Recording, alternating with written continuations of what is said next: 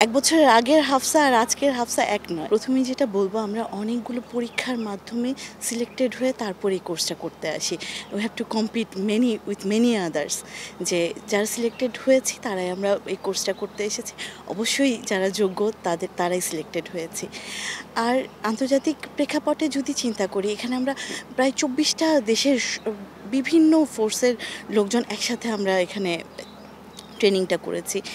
আমাদের মধ্যে প্রথমে যে ভ্রাতৃত্ববোধ তৈরি হয়েছে এবং সবার মধ্যে আন্ডারস্ট্যান্ডিং, বিভিন্ন দেশের কালচার, কিভাবে তারা তাদের আর্মফোর্সকে রান করছে বা আমরা কিভাবে করছি সব, এবং কিভাবে আরও বেটার করা যায়।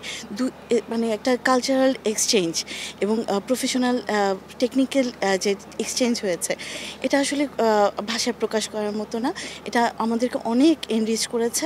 এখন আমরা জানি, অ্যাটলিস্ট আমরা এই ২৪টা কান্ট্রি প্র্যাকটিক্যালি জানি যে ওরা কি করছে, কিভাবে কাজ করছে, ওরা কিভাবে চিন্তা করছে।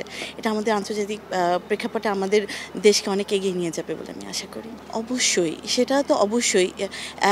মানে আমি যদি নৌবাহিনীর সদস্য হিসেবে বলি, আপনি দেখবেন যে আমরা ল্যান্ডে সেপারেটেড, বাট আমরা with the sea we are always connected. সমুদ্র সবাইকে কানেক্ট করেছে। এখন এখানে আমি বিভিন্ন নৌবাহিনীর লোকদের সাথে যেমন কাজ করেছি এবং বিভিন্ন দেশের অন্যান্য ফোর্সের সাথেও কাজ করেছি।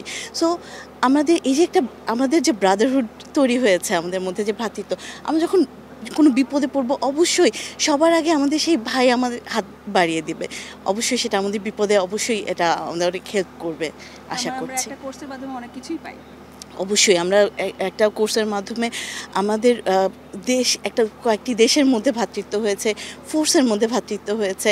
এই যে আমরা কয়েকটি মেয়ে এতগুলো ছেলের মাঝে কোর্স করেছি, নিজেদেরকে আমরা কতটা স্ট্রং সেটা আমি আবিষ্কার করেছি।